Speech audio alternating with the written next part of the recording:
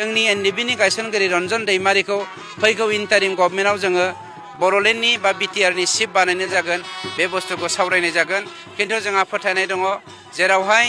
accord खालामनायनि गेजेरजों मोनफ्रोमबो एकर्ड खालामग्राफ्रा इन्टारिम गभर्नमेन्टखौ खालामबोदों आरो थिग बिदिनो जोंहा मोनसे फोथायनाय दङ जे बे बारावहाय जोंनि एनडिबिनि गायसनगिरि रन्जन दैमारि बिथांखौ जों लोगोसे जोंनि साद' कमरेडफोर जायफ्रा जेलाव दङ बिथांमोनखौ जोङो जुलाइ दाननि पार्लियामेन्ट सेसननि 125 एमेन्डमेन्ट बिल पास जानायनि सिगांनो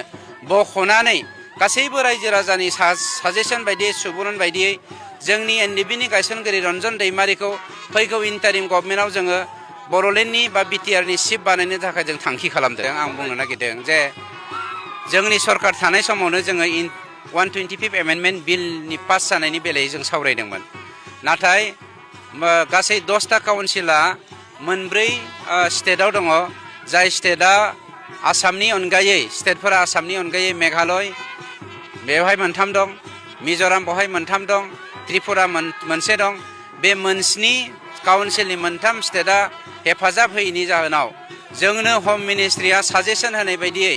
सुबुरुन होनाय बायदियै जोङो दुलाराय बर' फरायसा आफादनि बानजायनायाव आरो दैदेननायाव जोंनि माखासे इन्टेलेक्सुयेलफोरजों साजेसन लानायनि गेजेरजों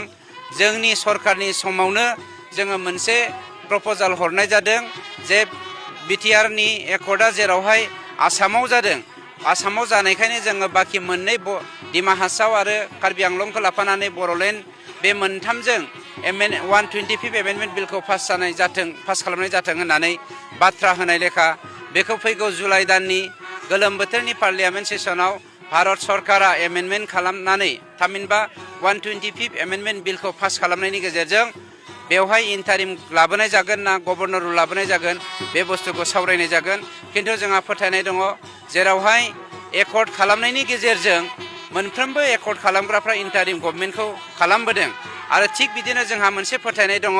जे बे बारावहाय जोंनि एनडिबिनि गायसनगिरि रन्जन दैमारि बिथांखौ जों लोगोसे जोंनि साद' कमरेडफोर जायफ्रा जेलाव दङ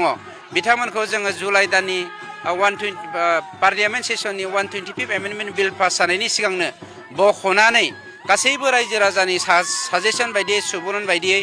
जोंनि एनडिबिनि गायसनगिरि रन्जन दैमारिखौ फैगौ इन्टारिम गभर्नमेन्टआव जोङो बर'लेण्डनि बा बिटिआरनि चिफ